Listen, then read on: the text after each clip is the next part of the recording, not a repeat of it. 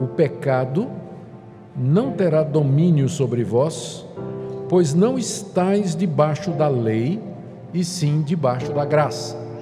Então, essa declaração, para os ouvidos de um judeu, soava muito estranho, porque aos judeus foi dada a lei de Deus, e os judeus estavam acostumados a viver debaixo da lei de Deus, e eles pensavam que a lei de Deus era o caminho para a salvação. Agora, Paulo está dizendo que os cristãos em Roma, inclusive os judeus cristãos, eles não estavam mais debaixo da lei. Então, esse tipo de afirmação de Paulo, com certeza provocaria uma reação da parte dos judeus que diriam o seguinte: mas se nós não estamos mais debaixo da lei, na hora que você tira a lei, você não está tirando as barreiras e os limites do certo e do errado, você está tirando as proibições. Então isso não estimula uma pessoa que ouve o que você está dizendo a viver no pecado, já que ela não está mais debaixo da lei. A lei diz: não faça isso, não faça isso, não faça aquilo. Você está dizendo que nós não estamos mais debaixo da lei, então significa que eu posso fazer o que eu quero, ou que as pessoas pensam, ou que as pessoas podem fazer o que elas querem. Essa seria a reação que com certeza brotaria na mente dos cristãos judeus em Roma quando essa carta estivesse sendo lida para eles. Então Paulo antecipa a questão e ele já traz a resposta. A questão então está no verso 15. E daí? Isso que eu falei, né? Não estamos debaixo da lei, debaixo da graça. E daí? Isso que eu falei significa que havemos de pecar porque não estamos debaixo da lei e sim da graça? Então, ele está antecipando esse tipo de reação que com certeza a sua audiência teria a essa afirmação dele que nós não estamos debaixo da lei e debaixo, mas sim debaixo da graça. Aqui nós precisamos então entender o que é que Paulo quer dizer por essas duas expressões. O que é que significa viver debaixo da lei e o que é que significa viver debaixo da graça, e por que que essa declaração teria provocado uma reação dos seus ouvintes em Roma, particularmente dos judeus. Viver debaixo da lei, o que é que isso significa? A lei, conforme nós lemos aqui na carta aos Romanos e no restante de toda a Bíblia, é aquela revelação escrita que Deus deu à nação de Israel através de Moisés e que consistia em ordenanças de natureza civil, cerimonial e moral. Exemplos: lei cerimonial, a lei dos sacrifícios, a lei a respeito do sacerdote, a manutenção do templo. Lei civil, leis referentes à guerra, propriedade, herdeiros, herança, casamento. E a lei moral de Deus, resumida nos 10 mandamentos. Tudo isso Deus deu a Moisés, é chamada legislação mosaica, foi dada a Moisés no alto do Monte Sinai, depois que Moisés conduziu o povo de Israel em liberdade da terra do Egito. E essa lei que Deus deu à nação de Israel, ela de alguma forma, imperfeita, é verdade, ela está gravada no coração também daqueles que não são judeus. Isso Paulo fala aqui no capítulo 2 da carta aos Romanos, que os gentios que não conhecem a Deus, eles têm contudo a forma da lei impressa nos seus corações. Por isso que mesmo aqueles que nunca ouviram o nome de Moisés, nunca ouviram falar de 10 mandamentos, nunca ouviram falar de evangelho, nunca ouviram falar de Cristo, eles instintivamente, intuitivamente, eles têm noção do que é certo e do que é errado. A prova disso é que todos os povos, por mais primitivos que sejam, eles têm um código de ética, eles têm um código de moral, um código de conduta entre eles, e eles têm uma religião. E eles têm a religião exatamente por isso, porque eles não conseguem, sabem que não conseguem viver à altura daquele padrão que eles têm e que eles precisam então satisfazer os deuses ou apaziguar os deuses. Então a presença da religião em todo o mundo, em todos os povos, em toda a época, a presença de códigos doutrinários e éticos em todos os povos, todas as raças e etnias, é uma prova do que o apóstolo Paulo diz em Romanos 1 e 2, que a lei de Deus está gravada no coração das pessoas. Isso quer dizer que mesmo o cara mais bárbaro, mais bruto que existe lá no coração, ele sabe quando ele está fazendo errado. Ele tem uma consciência. Ele sabe a diferença entre o bem e o mal. Por isso que a Bíblia diz que todos pecaram e carecem da glória de Deus. Não há um justo, nenhum sequer. A lei de Deus, quer seja escrita através das tábuas dadas a Moisés, quer seja no coração, coloca a humanidade toda debaixo do pecado e caracteriza o ser humano como sendo um transgressor da lei de Deus. Por isso que Paulo afirma aqui, e a Bíblia toda afirma, que ninguém pode ser salvo mediante a guarda da lei, guardando os preceitos da lei. Não há ninguém que consiga cumprir todas as demandas de Deus, quer seja as demandas na lei de Moisés, quer sejam as demandas na consciência e do coração. O homem sempre se verá como um transgressor, quebrando aquilo que ele acredita que é verdade, fazendo aquilo que ele sabe que é errado e deixando de fazer aquilo que ele sabe, ou porque está escrito, ou porque é intuitivo, aquilo que ele sabe que ele deveria fazer, ou por omissão ou por comissão. Estar debaixo da lei, portanto, é a tentativa que uma pessoa faz, quer seja judeu ou não, de tentar agradar a Deus ou merecer alguma coisa da parte de Deus com base no seu esforço pessoal, no mérito, nas suas conquistas, na sua dedicação, na sua moralidade, na sua liberalidade, na sua conduta. Qualquer tentativa do ser humano de agradar a Deus o coloca imediatamente debaixo da lei, porque na hora que ele diz assim, eu quero fazer alguma coisa para agradar a Deus, o que é que eu posso fazer para agradar a Deus? Não terás outros deuses diante de mim, não farás para ti mais de escultura, não tomarás o nome do Senhor teu Deus em vão, lembra-te do dia de descanso para santificar, honra teu pai e tua mãe, não matarás, não furtarás, não adulterarás, não dirás falso testemunho. Pronto. Quem pode se salvar? Então, na hora que uma pessoa tenta chegar-se a Deus pelo seu próprio esforço, ela se coloca debaixo da lei e é imediatamente convencida pela lei de que ela está perdida, de que ela fracassou e de que ela não poderá jamais chegar a Deus por si mesmo.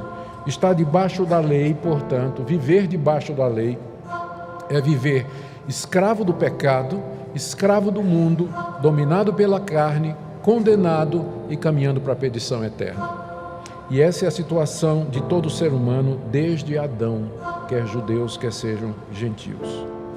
A isso Paulo contrapõe o viver na graça. Verso 15: havemos de pecar porque não estamos mais debaixo da lei, e sim debaixo da graça. Nós já vimos o que é estar debaixo da lei. Mas então o que é que significa estar debaixo da graça? A graça de Deus é aquela maneira graciosa, gratuita, misericordiosa, amorosa, imerecida, pela qual Deus justifica, perdoa, aceita e recebe pecadores perdidos como vocês e como eu. É chamado de graça porque Deus faz isso gratuitamente, sem exigir as obras da lei da parte do homem. Ele faz isso livremente, sem impor condições aos seres humanos, exatamente porque eles não têm condição alguma a cumprir, exatamente porque eles não podem satisfazer o menor dos requerimentos de Deus. Por isso então Deus os justifica, perdoa e aceita gratuitamente. Então, viver debaixo da graça é você já ter entendido que debaixo da lei você não pode agradar a Deus, jamais satisfará as suas demandas, e você humildemente recebe gratuitamente o perdão e a salvação que Deus lhe oferece mediante Jesus Cristo, porque é nessa base e nessa somente que Deus pode ser gracioso.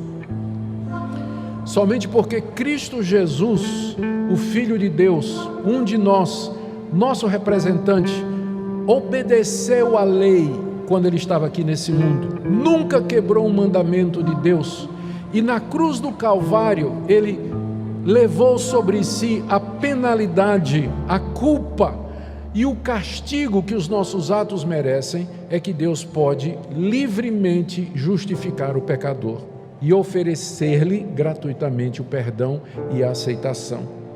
É isso que significa estar debaixo da graça, viver na mais completa dependência de Deus para a nossa salvação e para a nossa santificação. Vocês agora podem entender por que esse tipo de declaração levanta preocupação nos judeus. Aqui entre nós, não somos judeus, não tem tradição judaica aqui, esse tipo de declaração de que a salvação é graciosa, é gratuita, é dada livremente da parte de Deus, sem condições da parte humana, já pode deixar a gente assim dizendo, mas espera aí, isso é bom demais para ser verdade, ou então, quer dizer que eu não tenho que fazer nada, é isso mesmo, eu posso viver de qualquer maneira, não é que você pode viver de qualquer maneira, mas que Deus lhe oferece a justificação gratuitamente. Entre nós já pode gente ficar assim sem entender direito. Imagine quando o judeu ouvisse isso, o judeu que tinha recebido a lei, que recebeu as 2 tábuas da lei com os 10 mandamentos, que foi criado debaixo de toda aquela legislação mosaica, aprendendo que ser circuncidado, não comer determinados alimentos e guardar determinados dias, isso faria com que ele fosse recebido por Deus no dia do juízo final e salvo da condenação. Então o judeu na hora iria dizer assim, mas espera aí, Paulo, isso que você está dizendo, que nós não estamos mais debaixo da lei, mas debaixo da graça, então isso não abre uma porta para o pecado, não fica assim um incentivo para o pecado? E a resposta de Paulo no final do verso 15 é: de modo nenhum. Ao contrário, viver debaixo da lei me torna escravo do pecado, mas é a graça de Deus que me liberta do poder do pecado para que eu possa servi-lo. É isso que Paulo vai explicar em seguida. E ele começa a explicação no verso 16, citando uma regra, ou um princípio, uma prática que era comum nos seus dias e que tem a ver com o sistema de escravidão. Observe como ele diz no verso 16: não sabeis que daquele a quem vos ofereceis como servos para a obediência, desse mesmo a quem obedeceis sois servos, seja do pecado para a morte ou da obediência para a justiça? Para que nós entendamos o verso 16, nós precisamos lembrar de 2 aspectos do sistema de escravidão que estava em vigor na época do apóstolo Paulo. A escravidão era muito comum no Império Romano, na época que Paulo escreveu essa carta. Só na cidade de Corinto, os historiadores nos dizem, 1/3 da população era escrava. As pessoas se tornavam escravos naquela época, ou forçados ou voluntariamente. Forçados eram os prisioneiros de guerra, pessoas que foram compradas ou que já nasceram filhos de escravos e não tinha como escapar dessa condição. Mas havia a possibilidade também de uma pessoa se tornar escravo voluntariamente, porque era melhor ser escravo do que ser mendigo. O mendigo vivia na rua, não tinha dormida certa, comida certa, estava sujeito a ser assaltado, morto pelos bandidos que infestavam as cidades de Roma. Então era frequente uma pessoa pobre se oferecer para trabalhar como escravo. Pelo menos ele tinha um patrão, tinha uma casa e tinha comida, e às vezes um saláriozinho. E ele podia juntando até chegar um dia em que ele poderia comprar sua liberdade e resolver seu problema financeiro. Então a escravidão voluntária era um sistema bastante conhecido naquela época. Há casos, inclusive, de pessoas que se vendiam como escravos para pagar uma dívida que eles haviam contraído. E há casos também de gente que gostava do patrão. Tem histórias nos livros antigos, não é, que falam de escravos que se tornaram como que membros da família. Nasceram na família, cresceram com os filhos do patrão, eram escravos, mas foram bem tratados e, numa certa ocasião, o patrão dizia: você está livre, eu vou te dar a liberdade. Dizia: não, eu quero, se você me aceita, eu continuo aqui. Inclusive, até no Antigo Testamento tem uma lei de Moisés que dizia que se um escravo quisesse, se o patrão liberasse um escravo e o escravo quisesse permanecer com o patrão, então o patrão levava o escravo para a porta, pegava uma chave de fenda e furava a orelha do escravo, né, na madeira da porta, e depois ele estava livre. Um escravo com a orelha furada significava que ele era um escravo voluntário, ele quis ficar com o patrão o resto da sua vida. Então havia essa possibilidade, é de onde vem um antigo brinco, né? Vem desse costume aqui, é brincadeira, claro que é. né? Mas o ponto é que havia a escravidão voluntária. Então esse é o primeiro ponto que a gente tem que entender, que está por detrás do que Paulo está dizendo aqui. Uma pessoa podia se oferecer voluntariamente como escravo para servir a algum patrão. Se o patrão quisesse, então ele estava empregado e se tornava escravo daquela pessoa. Tem um segundo aspecto da escravidão que está por detrás aqui do que Paulo está falando, que era a questão da exclusividade. Uma vez que você se tornava escravo de alguém, você pertencia completamente ao seu dono. Todos os momentos da sua vida de escravo. Você não teria tempo livre para servir a outro patrão. Isso é meio estranho para nós. Aqui eu posso ter um emprego de manhã, à tarde eu posso trabalhar em outro lugar e à noite eu posso tocar violino na Orquestra Municipal de Goiânia.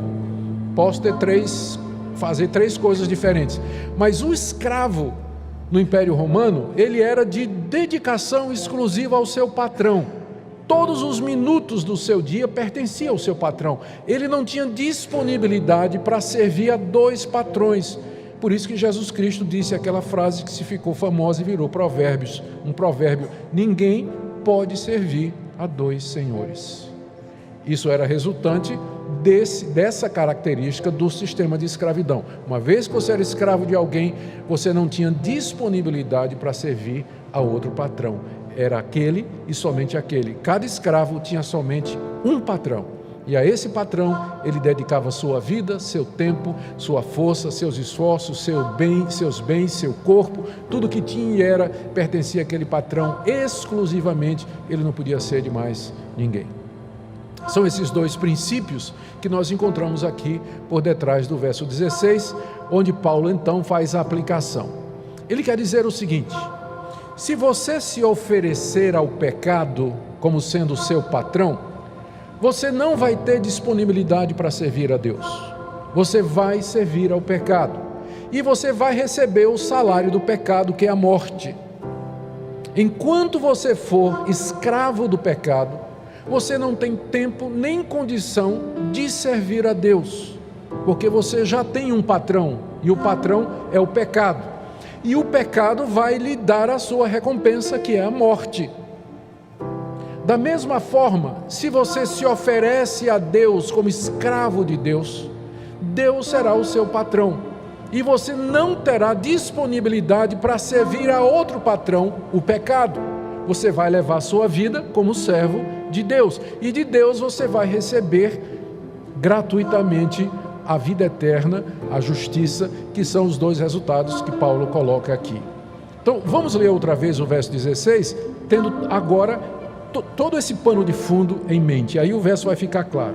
Paulo pergunta, esse não sabeis é retórico, né? Porque eles eram cidadãos romanos, os seus leitores, e certamente estavam bem familiarizados com isso. É como se Paulo tivesse assim: vocês não se lembram, né? Vocês não se lembram?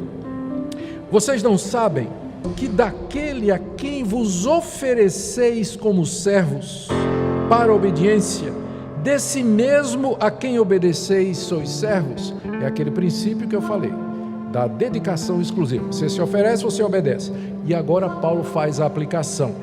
Seja do pecado para a morte, ou seja, se você se oferece ao pecado para obedecer o pecado, você só pode servir ao pecado e no final você vai ganhar a morte.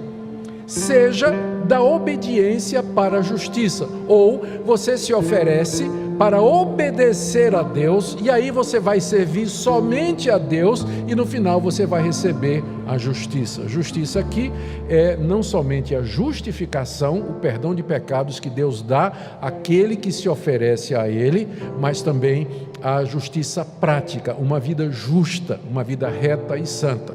Em contraste, o pecado, ele paga a morte. É o salário que o pecado dá ao seu escravo. A morte aqui nesse mundo, a morte espiritual e a morte eterna que vem depois da morte física. Você percebe aqui dois pontos. Eu quero destacar dois pontos ainda aqui no verso 16. O primeiro deles é que Paulo enfatiza que essa entrega ela é voluntária.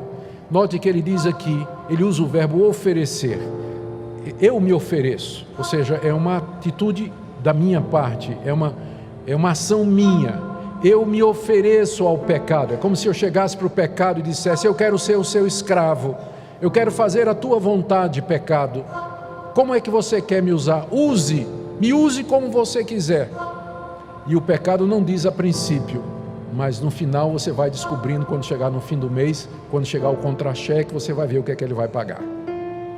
Está dizendo aqui que o pecado vai pagar a morte.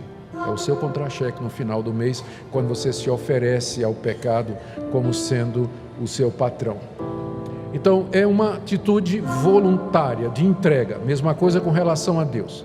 Segundo ponto que eu queria que você notasse é que o contraste que Paulo está fazendo aqui, no final do verso 16, é entre o pecado e a obediência. Ele diz: você pode se oferecer ao pecado, e aí traz morte, ou você pode se oferecer à obediência. Pressupõe-se que a obediência a Deus, isso traz a justiça. O que mostra que a essência do pecado é a desobediência. O pecado é a desobediência clara, voluntária, consciente, sabida e conhecida a alguma lei de Deus. Ou seja, quando a pessoa se entrega ao pecado, ela não está fazendo isso inocentemente. Ela está fazendo isso como um ato de rebelião contra Deus, porque, como nós já dissemos, a pessoa tem consciência do certo e do errado. Ela sabe o certo e o errado. Muito mais nós que vivemos num país cristão, onde temos acesso à Bíblia, à Palavra de Deus, nós sabemos o que é o certo e errado. Portanto, quando nós nos entregamos ao pecado como escravos, nós estamos cometendo um ato de desobediência àquela verdade que já nos foi revelada e que está gravada no nosso coração.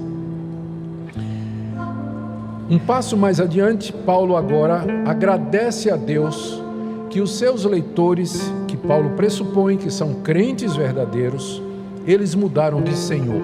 Aqui no verso 17 e 18, Paulo agradece a Deus porque os crentes em Roma antigamente eram escravos do pecado, viviam debaixo da lei, mas agora eles foram libertos e são servos de Deus. E eu queria ver com vocês então, como é que isso aconteceu? Paulo está dando graças a Deus por isso.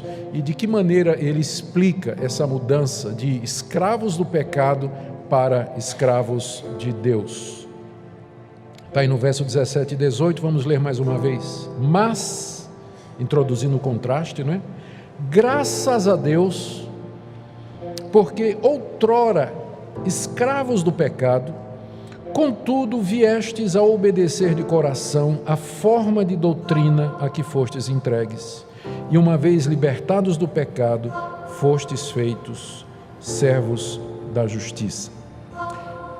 Antes eles eram escravos do pecado, antes de conhecerem a Jesus, mas agora eles foram feitos servos da justiça. Como é que isso aconteceu? Eu achei difícil, quando estava preparando essa mensagem, saber por onde a gente entra nessa passagem. Eu gostaria de ser como alguns pregadores famosos, que parece que eles tinham um martelinho de ouro, que eles pegavam o texto e faziam assim, pim, ao texto se abria em todas as suas partes, não é? Então eu queria ter um martelinho desse, para eu pegar num texto e fazer pim, aí o texto se abre. Você compreende, porque às vezes a gente rala para tentar entender o que é que Paulo está dizendo aqui.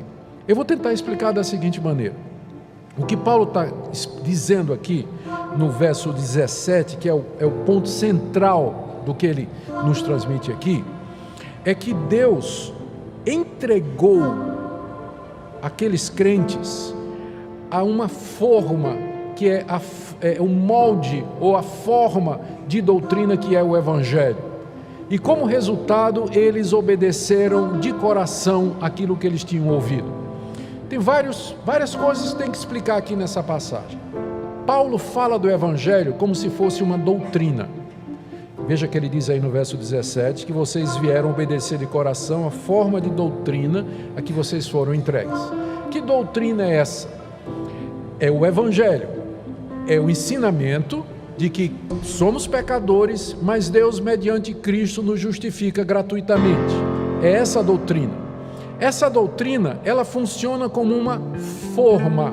A palavra que está aqui, fostes entregues, viestes a obedecer de coração a forma de doutrina. Essa palavra forma, na língua grega, é a palavra typos, de onde vem tipográfico, tipologia. E todo mundo sabe o que é um tipo, os mais antigos pelo menos, não é? O jornal antigamente, todo mundo sabia como, tinha gente que trabalhava nisso, montava o jornal colocando as letras eram pequenas formas, não é, que eram organizadas, as palavras eram montadas e depois passava a tinta e jogava no papel branco, não é? E aí a forma, o tipo, ele imprimia o papel e deixava a letra.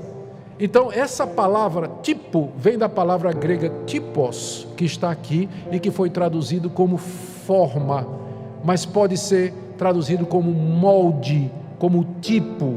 O que Paulo está dizendo é que a doutrina do Evangelho, ela é como um tipo, é como uma forma, ela molda o coração das pessoas, ela ajusta, ela encaixa o coração das pessoas dentro daquela doutrina. Terceira coisa que nós temos que notar aqui é que Paulo diz que Deus entregou aquelas pessoas a este molde. É como se Deus pegasse o nosso coração e trouxesse para debaixo da tipografia e o tipógrafo, né? Aí marcou o coração da gente, moldou o coração da gente, fez uma mudança no nosso coração de acordo com a doutrina. Veja se não é isso que ele está dizendo. Graças a Deus, porque outrora escravos do pecado, contudo viestes a obedecer de coração a forma de doutrina a que fostes entregues. Quem é que nos entregou? Deus. Ao que Ele nos entregou? A forma da doutrina. Essa palavra aqui, o verbo entregar, vocês já conhecem. Está lá no capítulo 1, aquele capítulo tenebroso, né, em que Deus fala da desgraça da raça humana. Veja o que está aqui, no capítulo 1, verso 24. Por isso Deus entregou tais homens à imundícia pela concupiscência do seu próprio coração. Depois no verso 26, por causa disso os entregou Deus a paixões infames. E no verso 28, por haverem desprezado o conhecimento de Deus, o próprio Deus os entregou a uma disposição mental reprovável. Notou? Verso 24, Deus os entregou. Verso 26, Deus os entregou. Verso 28, Deus os entregou. Deus entregando as pessoas a alguma coisa. Aqui no capítulo 1, Deus está entregando a humanidade rebelde aos desejos maus do seu próprio coração. Mas aqui no capítulo 6, Ele está entregando os seus eleitos ao Evangelho. É o mesmo verbo. Deus entregou vocês, não aos seus corações, não ao seu próprio pecado, não à sua corrupção, mas Deus entregou vocês ao Evangelho. Que coisa maravilhosa. É por isso que ele começa o versículo dizendo, graças a Deus. Por quê? Porque isso é obra de Deus. Deus podia entregar você ao seu próprio coração, não podia? Mas se você está aqui nessa noite e conhece a Deus e conhece o Evangelho, é porque Deus um dia lhe entregou ao Evangelho e o Evangelho moldou o seu coração. Por isso que ele começa a frase dizendo, graças a Deus, que Deus nos entregou não a nós mesmos, mas a doutrina do Evangelho que molda, que transforma, que muda, que ajusta o meu coração. E note qual é a reação. Qual foi a reação então que Paulo diz que aconteceu? Verso 17, graças a Deus, porque outrora escravos do pecado, contudo viestes a obedecer de coração. Vocês notam aqui Deus e o homem trabalhando juntos? Conseguem perceber como eu estou vendo aqui? Por um lado, Deus entrega o nosso coração à doutrina como uma forma, e a reação é que eu passo a obedecer de coração. E talvez aqui seja um momento bom para falar da soberania de Deus e da responsabilidade humana.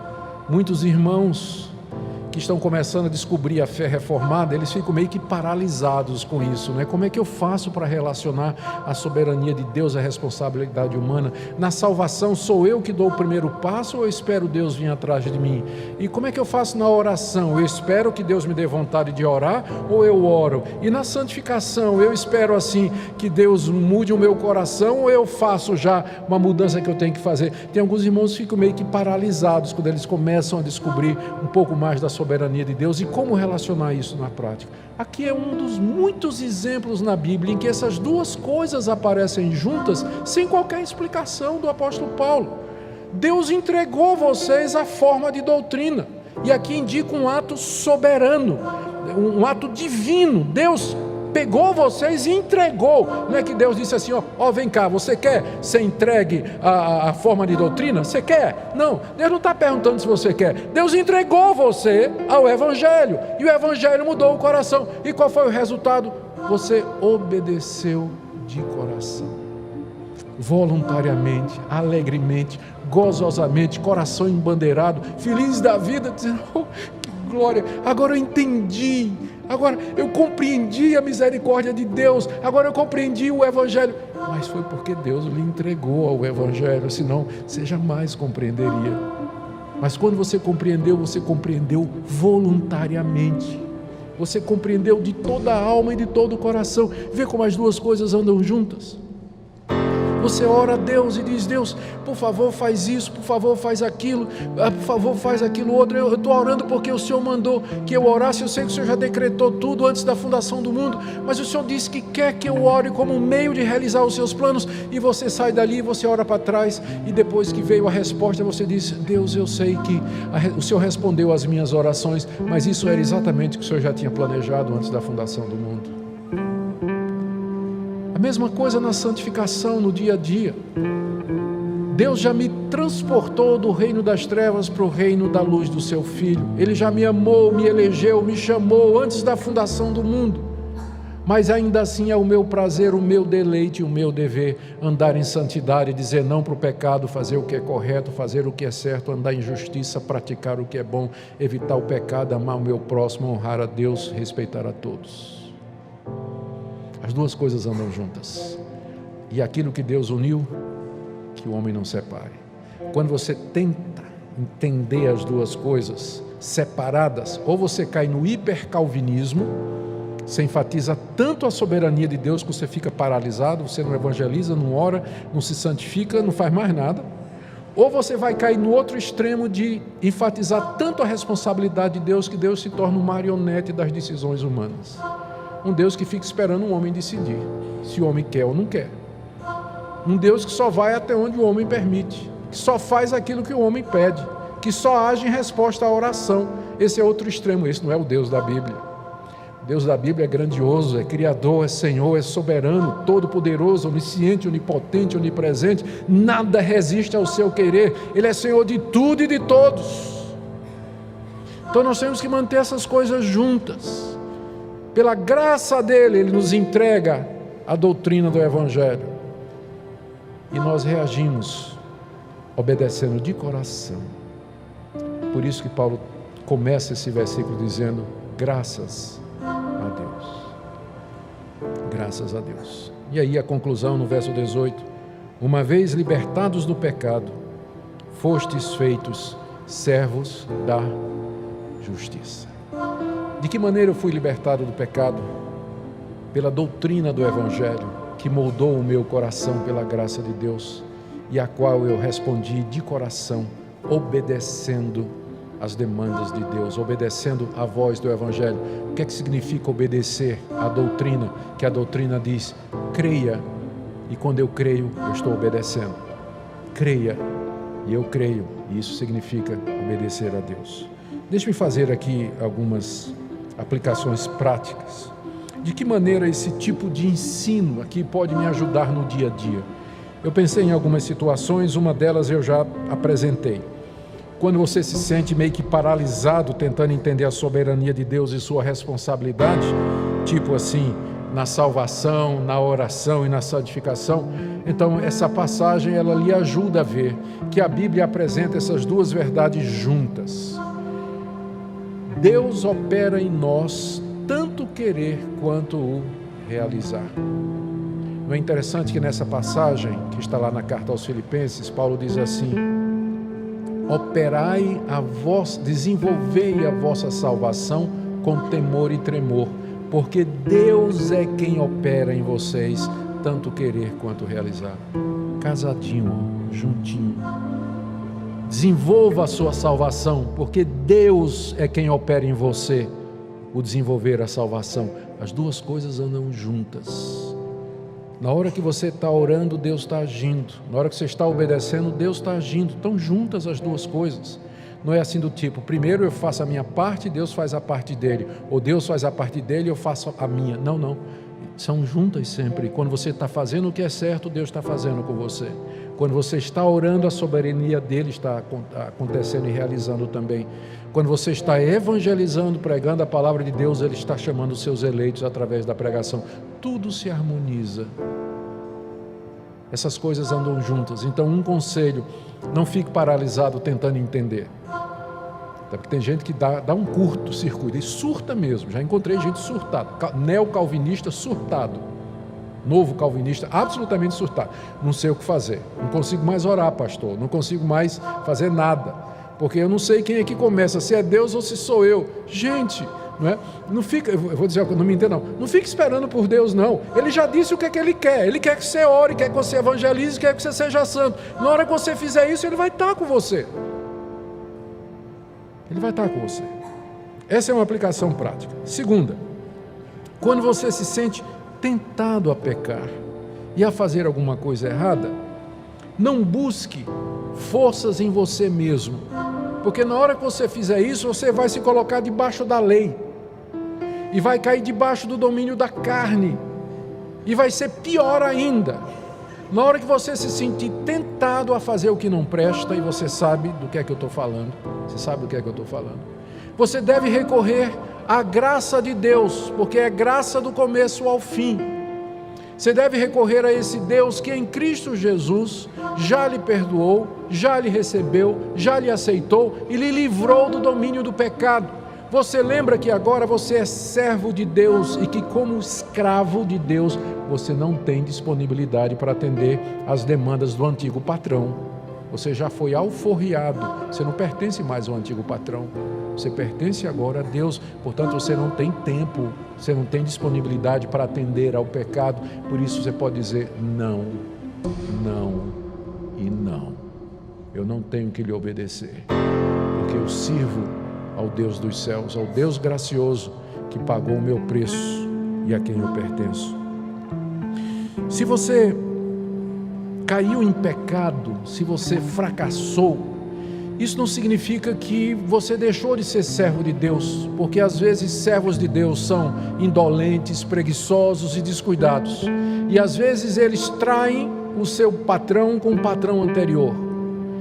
Isso que acontece quando você cai em pecado e você ofende ao seu patrão, que é Deus, e você se oferece o seu antigo patrão, é alguma coisa que desagrada o coração de Deus, sem dúvida, que entristece o Espírito Santo de Deus, mas isso não significa que você não é filho de Deus e servo de Deus.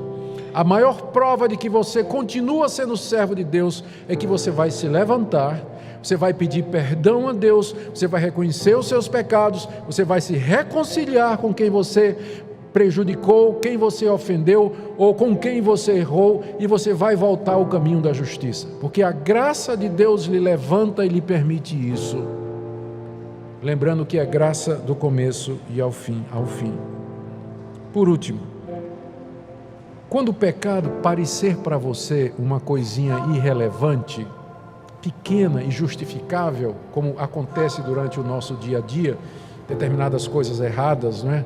A gente faz porque a gente acha que é pequeno, é justificado, é um mal menor e uma série de outras coisas. Lembre que diante de Deus não existe essa distinção. É claro que existe uma distinção entre você adulterar e matar alguém e você contar o que a gente chama de uma mentirinha branca, né? Mentirinha branca, que não existe, né? Mas o pessoal chama às vezes de uma mentirinha aparentemente inocente. O que é que uma mentirinha aparentemente inocente e um assassinato têm em comum? Eles são diferentes com relação aos efeitos e às consequências, não há dúvida disso. Mas eles têm em comum que ambos são quebra da mesma lei de Deus, porque o mesmo Deus que disse não matarás, é o mesmo Deus que disse não dirás falso testemunho. Então, nunca o pecado é irrelevante, nunca ele deixa de ter a sua gravidade e a seriedade. E você já aprendeu aqui nesse texto que o salário do pecado é a morte. É isso que o pecado vai lhe dar no final do mês no seu contra-cheque, a morte. É isso que você vai receber dele, do seu empregador. Ao passo que, se você serve a Deus e resolve fazer o que é certo, Deus lhe dará graciosamente a justiça, o perdão de pecados e a santificação aqui nesse mundo.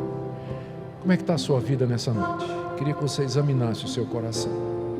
A palavra de Deus é como espelho. E à medida que ela é ensinada, ela é exposta, você se vê na pregação. Se você de fato veio ouvir a palavra de Deus nessa noite, à medida que o texto ia sendo explicado e a Bíblia ia sendo lida, você ia fazendo uma comparação. Isso que a Bíblia está dizendo e a minha vida. E a comparação funciona mais ou menos assim. Não, isso aqui eu já experimentei. Isso aqui é verdade. Ih, meu Deus, eu estou falhando nisso. Ai, meu Pai, essa mensagem é para mim. Isso foi para o meu coração. É verdade, isso que está dizendo é para mim. A pergunta é: o que é que você vai fazer nessa noite? Depois que aqui nessa noite Deus falou o seu coração e Ele deixou muito claro diante de você qual é a vontade dEle, o que é que Ele faz mediante Jesus Cristo, os dois sistemas de salvação, qual o caminho que você vai seguir nessa noite. Porque se você sai daqui nessa noite após ter visto no espelho da Bíblia o estado real da sua alma e você não toma providência nenhuma, você vai ser igual aquela pessoa que na segunda-feira de manhã acorda para ir para o trabalho, vai no banheiro, se olha no espelho, o cabelo todo desarrumado, a maquiagem toda borrada, os olhos cheios de remela, babando pelo canto da boca, simplesmente olha e vai embora e não faz nada. De que adianta olhar no espelho? De que adianta ouvir sermões? De que adianta ouvir a palavra de Deus? Se você hoje à noite não decide, lembra do oferecei-vos, há uma responsabilidade que é colocada a nós. Se você hoje à noite não diz: Senhor, eu quero me oferecer a Ti completamente, eu não quero mais me oferecer ao pecado para ser instrumento da maldade e da impureza, mas eu quero me oferecer a Ti, por Tua graça e misericórdia, liberta o meu coração. Hoje à noite, quando você chegar em casa, eu podia convidar você para fazer isso aqui hoje à noite, mas geralmente a gente evita fazer isso, porque a gente quer que as pessoas tomem decisões sérias, e às vezes elas fazem isso no calor do momento. Mas então eu digo: volta para casa e nessa noite, diante de Deus, junto com teu marido, com tua esposa, com tua família, com quem for, ou sozinho no seu quarto, mas você procura a Deus e diz: eu quero viver como teu servo. Eu quero viver como servo de Deus, liberto do poder do pecado. Quero viver uma vida santa e reta diante de Ti. Não porque eu tenho forças, mas porque o Senhor promete aqui. Porque o Senhor promete aqui na Tua palavra. Faça isso. E Deus haverá de ouvir a sua oração e abençoar a sua vida.